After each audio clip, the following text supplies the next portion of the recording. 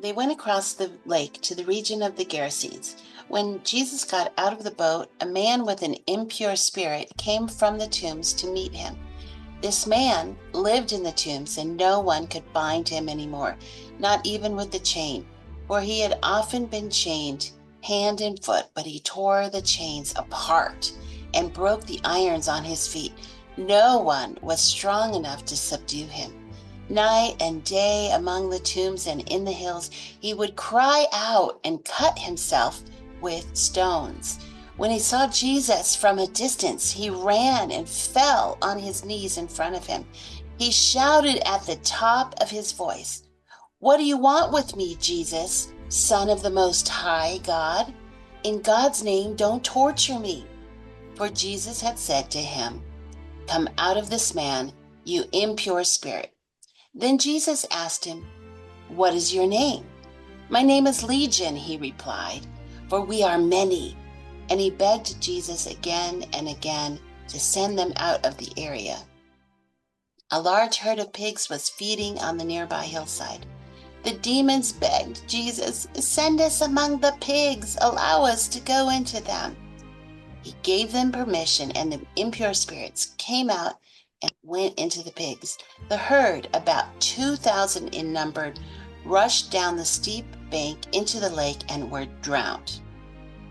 Those tending the pigs ran off and reported this in the town and countryside, and the people went out to see what had happened. When they came to Jesus, they saw the man who had been possessed by the legion of demons sitting there, dressed and in his right mind, and they were afraid. Those who had seen it told the people what had happened to the demon-possessed man, and told about the pigs as well. Then the people began to plead with Jesus to leave their region. As Jesus was getting into the boat, the man who had been demon-possessed begged to go with him. Jesus did not let him, but said, "Go home to your own people and tell them how much the Lord has done for you and how he has had mercy on you." So the man went away and began to tell in the Decapolis how much Jesus had done for him, and all the people were amazed. When Jesus had again crossed over by boat to the other side of the lake, a large crowd gathered around him while he was by the lake. Then one of the synagogue leaders named Jairus came, and when he saw Jesus, he fell at his feet. He pleaded earnestly with him, "My little daughter is dying. Please come and put your hands on her so that she will be healed and live." So Jesus went with him. A large crowd followed and pressed around him, and a woman was there who had been subject to bleeding for 12 years. She had suffered a great deal under the care of many doctors and had spent all she had. Yet, instead of getting better, she grew worse. When she heard about Jesus, she came up behind him in the crowd and touched his cloak, because she thought, "If I touch his clothes, I will be healed."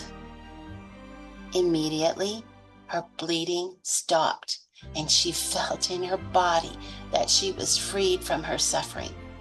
At once, Jesus realized that power had gone out from him. He turned around in the crowd and he said and asked, "Who touched my clothes?"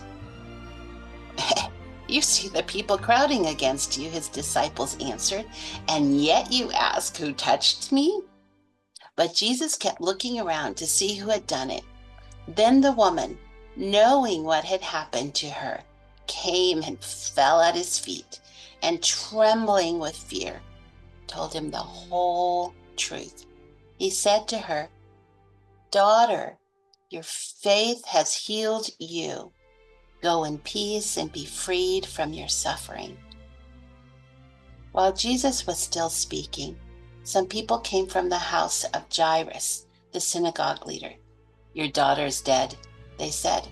"Why bother the teacher anymore?" Overhearing what they said, Jesus told him, "Don't be afraid, just believe."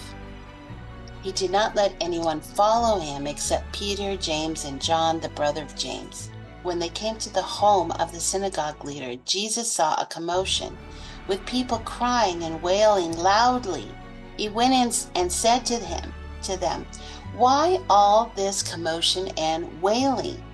The child is not dead, but asleep." But they all laughed at him. After he had put them all out, he took the child's father and mother and the disciples who were with him and went in where the child was. He took her by the hand and he said to her, "Talitha koum," which means, "Little girl, I say to you, get up." Immediately the girl stood up and began to walk around. She was 12 years old. At this, they were completely astonished. He gave strict orders not to let anyone know about this, told them to give her something to eat.